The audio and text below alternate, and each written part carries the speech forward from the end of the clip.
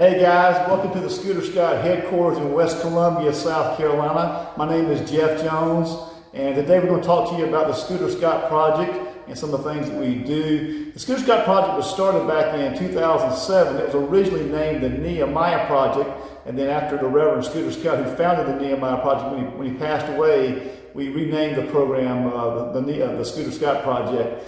The program focuses on several main ministries. Our main ministry is our after-school program where we take kids and we tutor them, mentor them, teach them life skills. But the main thing we do is we get a hold of these kids primarily in middle and high school, and we walk out their entire education experience. We try to get these kids at least by the 9th grade and walk them out till they graduate in high school. That's been one of the main things we focus on in the ministry. It's about a relationship-based type ministry and stuff, and we use that to stay with these kids for at least 4 years, maybe 5 years, depending on the situation.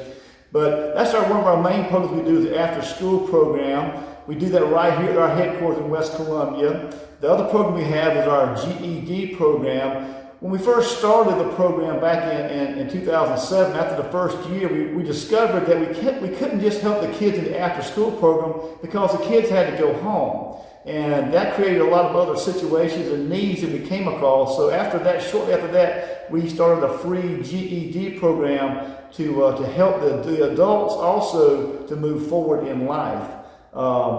Then kind of one thing led to another. Different ministries developed over time. We have a warehouse ministry where we do a feeding program, do snack packs, we do some furniture, some other things that people may need if they come across a situation where they get evicted or have to move, or maybe have some other issues like that in life that they just need a little helping hand. Our whole premise of our ministry here is based on three things. It's based on faith, family, and futures. And that's kind of going to be our focus today. We're going to kind of tell you a little bit, we'll kind of walk you out with a real life situation with a young man that we came together back in 2013, and we started kind of working together. We were doing an outreach program in one of the local communities here, and that's kind of how I met this young man. And kind of one thing led to another. I remember having conversations with him early on. He didn't have a lot of faith, didn't have a real reason to believe in God. And over a process of several years, we've kind of developed a relationship and stuff. He actually works for me now. Kind of tell you a little bit about myself. I'm a business owner. I've owned the business now for 37 years. We sell and manufacture cleaning supplies. But I use my business also as another ministry to be able to help people move forward and stuff. And he's kind of one of the people that we've had involved in that particular ministry as well. But more about the Scooter Scott Project. When I met this young man, he was kind of going through some hard times. His family was going through some hard times and stuff. And kind of over a period of time, he got involved in the after-school program. Came and got involved. And I got to know him, working with him and stuff. He was pretty hard to work with, I have to admit. There were some times where I had to really show him some tough love. It wasn't always easy and stuff. And I mean, there was times when he would actually leave the program. He would leave in tears because I would be kind of on him, kind of being like a really firm dad to him and stuff, and kind of helping him move forward in life and stuff, and really holding him accountable. But it really was a good thing for him because he kept coming back. And I think one of the big turning moments in our relationship was the fact one day we were at our GED program, and he just came walking up out the blue, and I could tell he had hit rock bottom, and it was really a moment right there. And me and him stood in the parking lot. We talked for a few minutes and stuff, and he explained to me his situation, that basically he had been living in the woods for a couple of weeks, had left home, didn't really have a place to stay, kind of couch surfing from one place to another, trying to find a place to stay. And I think that was one of the major turning moments in his life right then. But I want to introduce you to him right now. I'm going to kind of tell you a little bit about that moment right there. And we're going to kind of have this conversation and talk about the Scooter Scott Project and some other things that we've done over the years together, and kind of where we're going with this relationship-based program. But Travis, kind of tell them a little bit about that day when me and you were in the parking lot and you came walking up there, and kind of some of the things were going through your head that day that we met and talked in the parking lot at Airport High School. Well, I want to go ahead and introduce myself. I'm Travis, and I've known Jeff for several years now. And if it wasn't for Jeff and the Scooter Scott Project, I would not be the man I am today for my children. They have guided me and taught me things that I couldn't even put into words. And that means so much to me and my family that I'd love to tell people about it anytime they ask. But going back to what we were talking about, yeah, I was in a pretty rough spot. I was in one of them self-induced moments where you just don't want to listen to anybody. And I had finally had enough. So I came to Jeff and was looking for help, and he kind of started guiding the way. And that's kind of how I got into 1 Year to Live, because when I turned 18, I went to the 1 Year to Live retreat, and it kind of opened my eyes and kind of started putting me towards my faith and just leaning on to God. Yeah, I think it was really a turning point. When you're walking this thing out with people, which is what we do at Scooter Scott. We try to get a hold of people and walk it out with them for a period of time. And most of the time, it's years. It's never no quick fixes. There's never a quick fix. Sometimes we get a call from a parent or somebody, and they'll say, "You'll fix my child." We can't fix your child. If your child's 14 years old and he's had 14 years of being raised a certain way, we can't just fix him. It's a slow program, slow process of building a relationship, building up trust with that individual. Travis was a good example. Travis was somewhat rebellious, very headstrong, but that day I met him in the parking lot, he was very, very humble. And so that kind of began the process. And so being an employer, being the person who owns their own business, what I did was I began to kind of take Travis under my wing, and basically over a period of time, I employed him as an employee. And I think that was a major moment. And also by doing that, I was able to do, which is the most important and most powerful ministry that we do at Scooter Scott, which is the ministry of physical presence. That's the most powerful ministry. I tell my volunteers all the time, I don't care how smart you are, I don't care what kind of education background you got, if you can come and you can spend time with a kid, that means more than anything. To be consistent. Come in there and be a consistent adult in that kid's life. And that's what Travis needed. He needed a consistent adult to pay him attention, to hold him accountable, and help him understand what's right and what's wrong. One of my favorite stories in the Scooter Scott Project is I was taking some kids home. This was after our first year. And I had the kids in the bus, and they were kind of being rambunctious and loud. And we had about 12 kids probably in the bus, something like that. And I finally had them get all real quiet. And I asked him this question. I said, who can tell me what's the difference between right and wrong? And he got real quiet. And all of a sudden I heard this one little voice from the back kind of speak up. That little voice said, well, wrong is when you get caught.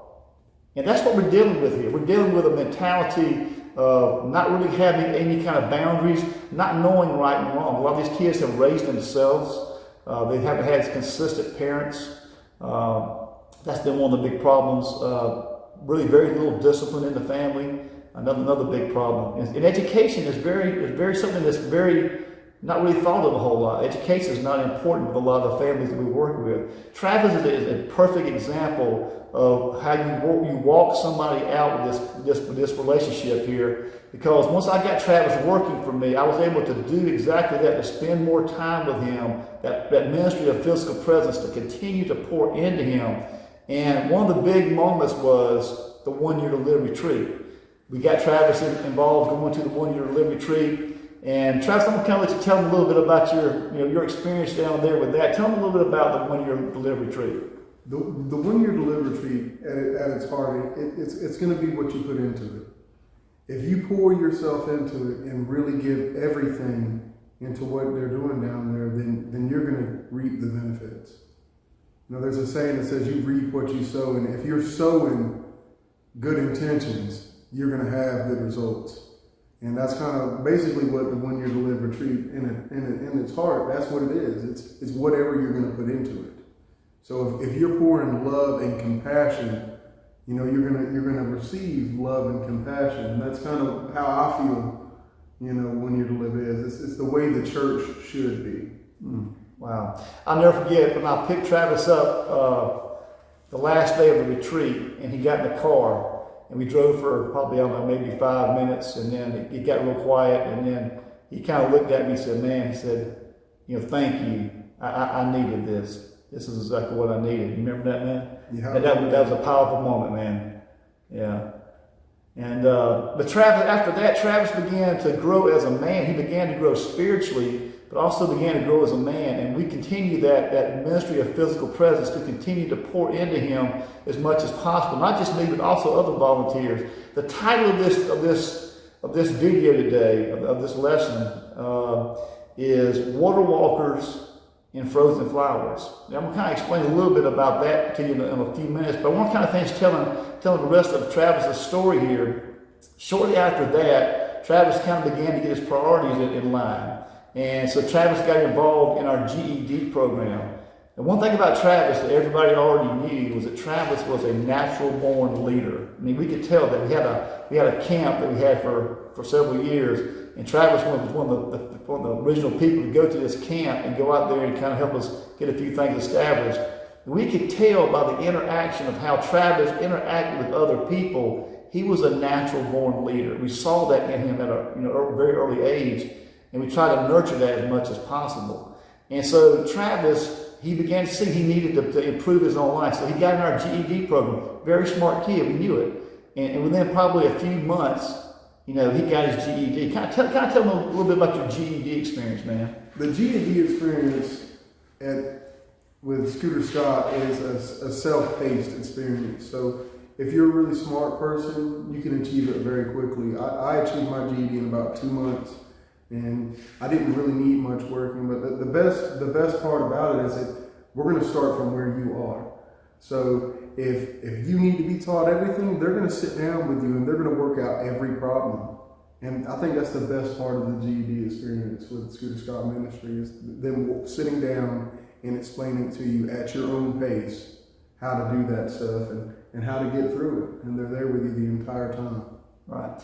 And so that's such an important thing, is that this ministry is based on one thing. We meet people where they are. People are all kind of backgrounds. We get kids that come in here who have no reason to believe in God. They have no reason to do anything. And a lot of times I tell the parents, I told Travis this early on. I said, if you don't wake up and change the direction you're going in, there's only two things will happen to you. You're going to either be dead or in jail.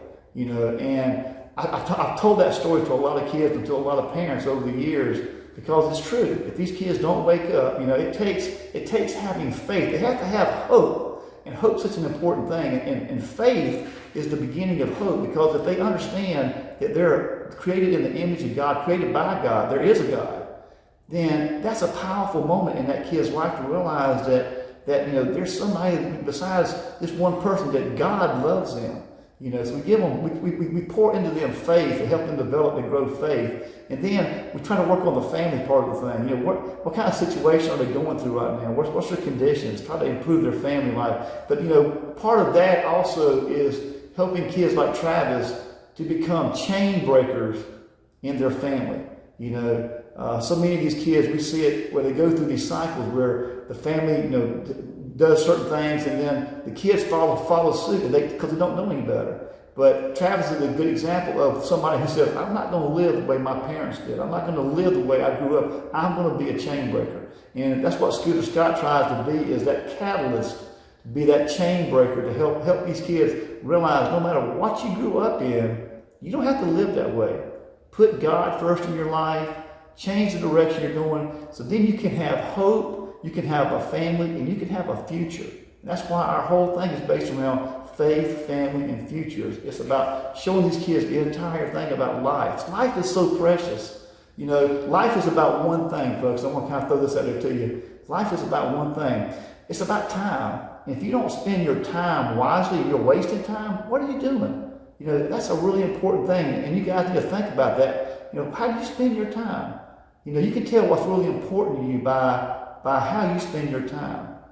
Such an important thing. But getting back to the title of this today's talk, it's Water Walkers and Frozen Flowers. And I want to kind of tell you exactly what that's talking about. My nickname for Scooter Scott, the Reverend Scooter Scott, was water walker, because this guy truly stepped out in faith. He was the most fearless man I've ever met. He had come to terms with his own immortality. He had cancer. He had cancer for over 30 years, and that was part of the reason why he had come to terms with it. And so he began to realize that he could go any place, do anything, because he belonged to God. He knew who he was and whose he was, and that was so important. And so he was a water walker. He could step out. And we try to pour that into our volunteers to be water walkers, to step out. Now, frozen flowers, water frozen flowers.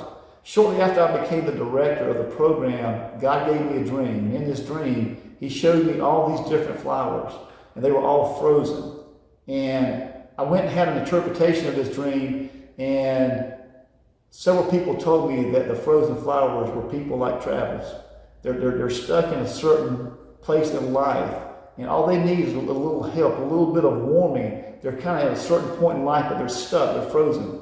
And by us pouring the love and the light of God into them, they're going to thaw out and realize they have a purpose, realize that they're here for a reason. They're going to understand why they're here.